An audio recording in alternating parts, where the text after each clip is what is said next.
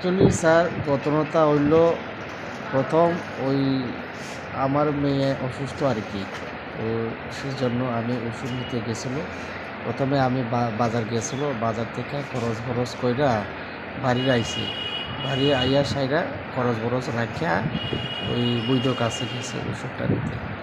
বৈদ্য কাছে গিয়া ওষুধটা নিতে গেছে, তো বৈদ্য নাই বাড়ির, কিছুক্ষণ বইছে। তো বৈদ্য তারপরে আইসে ওষুধটা দিছে, এখানে চা পানি খাইছে, খাইয়া সেটা আইসে আমার তো বাড়ির সামনে গেট আছে, তো স্কুটিটা অফ করছে গেট খোলার জন্য, তখনই কেউ নাই।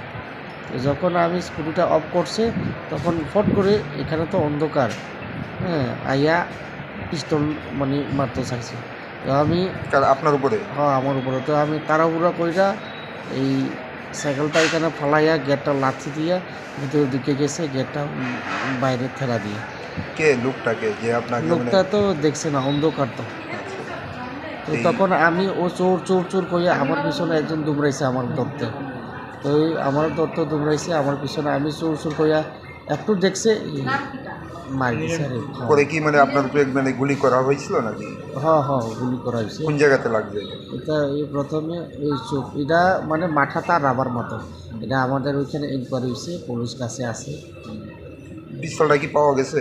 না, পিস্তল পাওয়া গেছে। কি মনে হয় মানে কে আপনার উপরে এইরকম?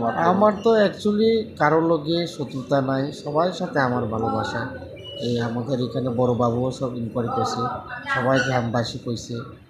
আমি এমনি গাড়ি চালাই, মানে হঠাৎ করে এরকম আমার জীবনে তো কখনো এরকম হয়েছে না। তো আমার তো স্যার তো নিজে দেখতেছে, আমার তো বয়স এখনো কম।